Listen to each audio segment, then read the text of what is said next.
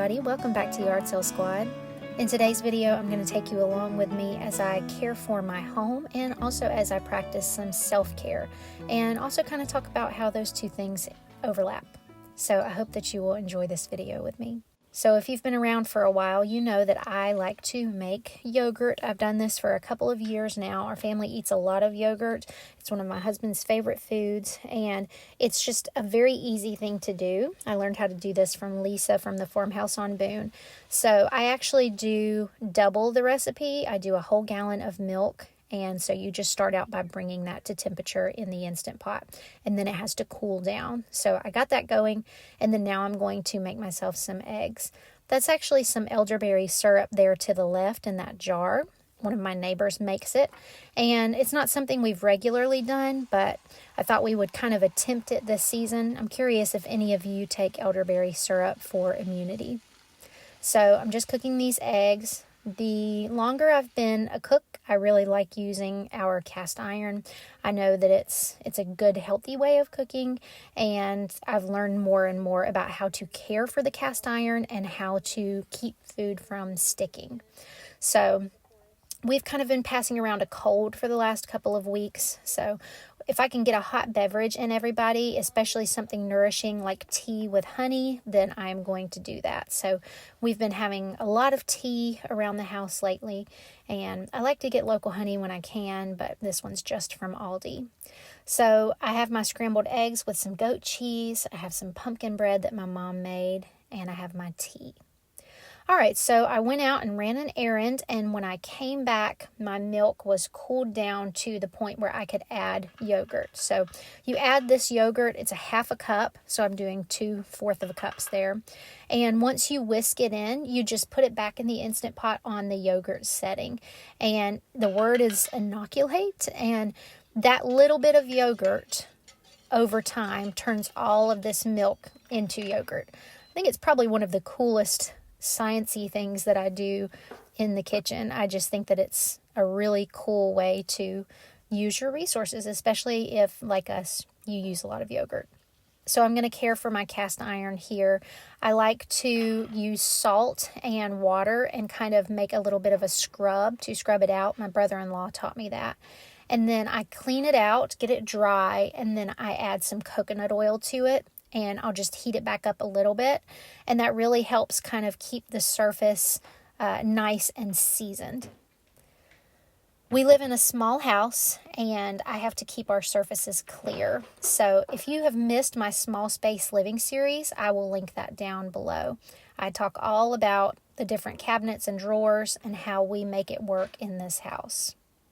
So also, if you're new here, I have a baby, and so whenever I am not with him, like today, this was a day where I was working, I pump milk, and I'm so thankful and blessed that I'm able to do this. I know that not everybody is able to, and so every time that I'm able to see this, I don't really get to see it when I'm nursing, but every time that I pump and I see this milk, it just makes me so grateful for the way that God created our bodies, and it makes me thankful that I am able to provide this for him and that I don't have to purchase formula, because we all know that the cost of formula is crazy. So before I head to work, I am making myself a quick lunch. I've made this before.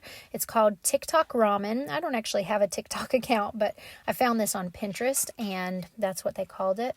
So while I get my water boiling for my ramen noodles, this spice cabinet has just gotten a little out of hand. But I knew that it was a 5-minute job. It just needed a little bit of reworking, a little bit of wiping down. So that's what I'm going to do here. I'm just going to remove those first few shelves, those first few layers of spices, so that I can wipe all of the spilled spices out, and then we're going to regroup. So I do keep my spices in alphabetical order from left to right, and it's not perfect, but within a general rule, if you want something that starts with a C, it's going to be on the left. And if you want something with a P or an O or an R, it's going to be on the right. And that's just kind of how I've always done it, and it works well for me. The spice cabinet had gotten messy because there were a few things that were almost empty, like our cinnamon and our honey. So I had all of those up here. The salt was another one that I had, the almost out one and then the full one. So you can see here, I'm just going to take these things out. One of them is poultry seasoning. I just don't use this that much. I don't know if I'm going to get rid of it, but I'm curious if you use poultry seasoning. Let me know down in the comments what you use it for. So now that I've relocated that honey and cinnamon until I need it, I'm going to move on to making my Tik Tok ramen. It's a very simple sauce of melted butter.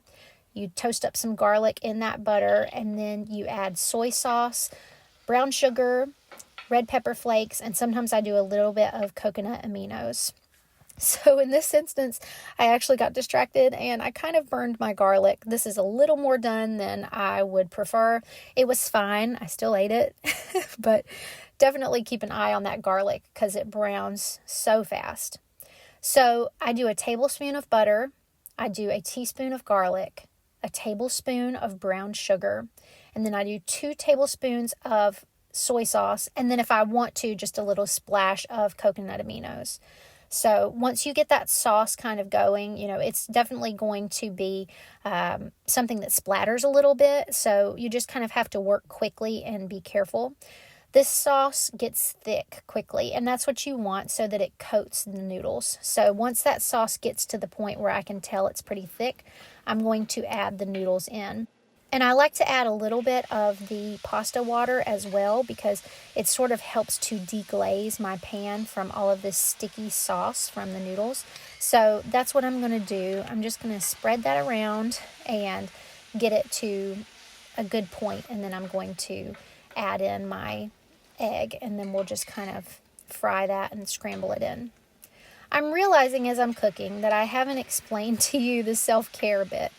So if you notice, I have something on my arm, and it is a brace for tennis elbow. And no, I'm not a tennis player, but it's called tennis elbow, and it comes from repeated use and strain of those muscles and tendons. And once I did it, I knew right away what it was because I've had tendonitis before, so I was very familiar with the feeling. I wish I had a really cool story about it, but it just came from scrubbing a shower really hard for a long time. So it's not a great war story, but there you go. So my pasta turned out great. I'm going to sit and enjoy that and watch one of Hillary's videos for her Christmas decorating before I head off to work. The other thing that I'm doing is I am going to massage those muscles and tendons. If you have never looked up Bob and Brad on YouTube, 2 physical therapists, they call themselves the most famous physical therapists on the internet. But I really enjoy their channel, and if you have any sort of physical ailment that would require physical therapy, they are a great resource. I have looked them up many times. And so I looked up their video on tennis elbow, and they advised rubbing some lotion, massaging it with the back end of a butter knife. So I know it looks kind of unique, but it really did offer such relief. And then I have a therapy background, if you didn't know. So I have this therapy cold pack. This is like what we used in the therapy gym. And it's such a great tool to put in a pillowcase and then be able to mold it around wherever you need it. All right, the next round of self-care is making an iced coffee. I got some instant espresso, the Nespresso Gold brand, and I really wanted to kind of work on my iced coffee making skills. I'm still working on it, but I tried this time and I just wasn't super pleased with the results, but I know that with practice it will get better. So I've been wearing my brace anytime that I do something that I'm going to be actively pushing or lifting. So I've got my brace on so that I can lift these dishes. I do still have to modify my activities, and if I know I'm going to be lifting something heavy, I have to do it with 2 hands or with my right arm. I'm also trying to make sure I don't compensate too much with my right arm to the point that I then inflame that arm and I have 2 arms with tennis elbow. This injury has just brought to mind for me how many of us have little invisible things, whether it's physical or emotional, mental, that we are going through, and how important it is to take care of ourselves because no one's going to do that for us. Good morning, it's the next day. I actually have the timer going over here for something new that I'm trying for breakfast. You can't really call it a recipe, but I really love the Chick-fil-A chicken minis, and I had seen online where if you get the Sister Schubert's like yeast rolls, and then you get the Just Bare chicken nuggets, I heat them up in the oven, and then you make like a honey butter and brush over the tops. It's a quiet morning here in the sense that there's only 2 of us here. My older 2 are with grandparents. They spent the night. So it's Friday and I thought I would just treat myself. Let me get the baby. So here are the chicken minis all plated up. I put them on my plate, and I did purchase the Chick-fil-A sauce from the store. I really think that they look very similar to the real deal. All right, so the baby is down for a nap, and I just wanted to report back. The chicken minis were very good. I will say I overbaked the yeast rolls, and so I think one thing that makes chicken minis what they are is that the bread is like soft and pillowy, and mine was more like on the crunchy side, but it was still good, and I know for next time to just decrease that time a little bit. Before I sign off here, I thought I would just do a little side-by-side price comparison so we can see, you know, what the difference is and if it's really worth it. All right, ignore all the baby books and toys in the background, but I just wanted to show, I'm sure this is probably not new knowledge to a lot of people, but if you struggle with knowing the price per whatever the unit is, so like I talk about being in the store and looking at price per ounce. If you're wanting to figure out what that is, or like in this case, if you're wanting to figure out what the cost is per chicken mini, you're going to take your total price and then you're going to divide that by the number of units. So this might be the count, like how many minis. This might be the ounces. This might be pounds, etc. And that will give you your price per unit. I'm going to just voice over this part because this was 9 minutes worth of me doing math, and I just really didn't think that would be interesting to most everybody. The moral of the story is that it ends up being slightly cheaper to do it at home. But there again, you have to purchase your own sauce. So if you factor in having to buy the sauce, it really isn't cheaper. If you don't factor in buying the sauce, it is about $3.26 cheaper to make 16 chicken minis as opposed to buying them.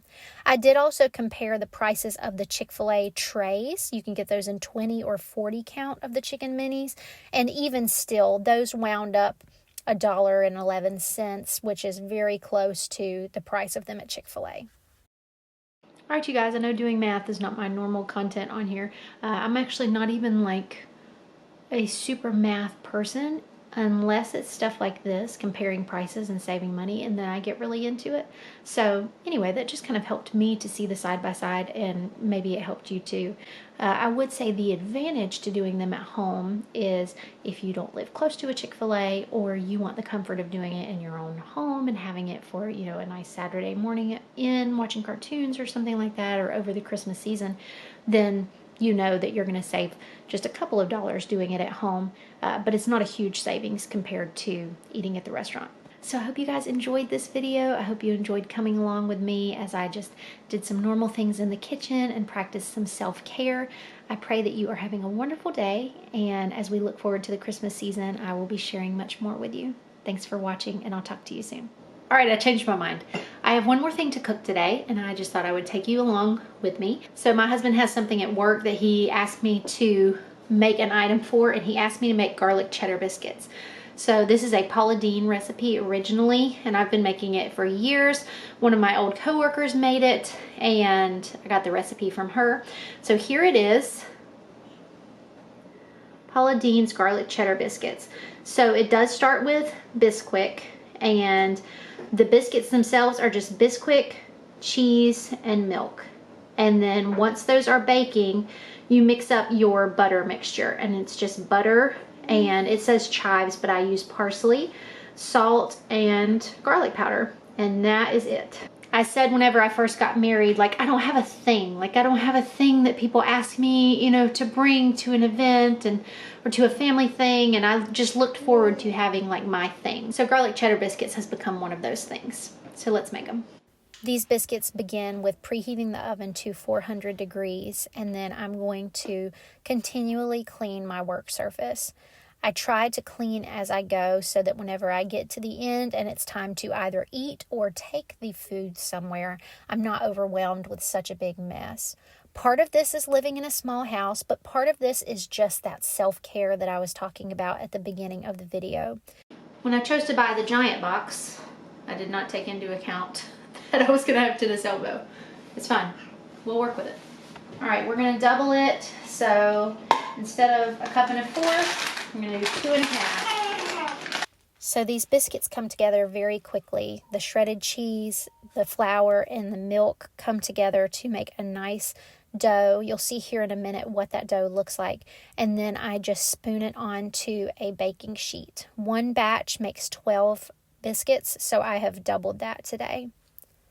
Sometimes self-care comes in the form of something physical, like doing your physical therapy exercises or wearing the proper equipment or making sure that you support yourself in a way that practices good body mechanics. Other times, practicing self-care looks like maintaining a tidy home and cleaning up after yourself and asking those that live with you to also pitch in and clean up after themselves. We could just go on and on. I think there are a lot of connections between caring for ourselves and caring for our home, and I think that one impacts the other. So when the biscuits are almost done, I like to pull them out and add some cheese on the top, and I think this just adds some nice color and texture and flavor. So my butter is all done, and I'm going to spoon that onto the top.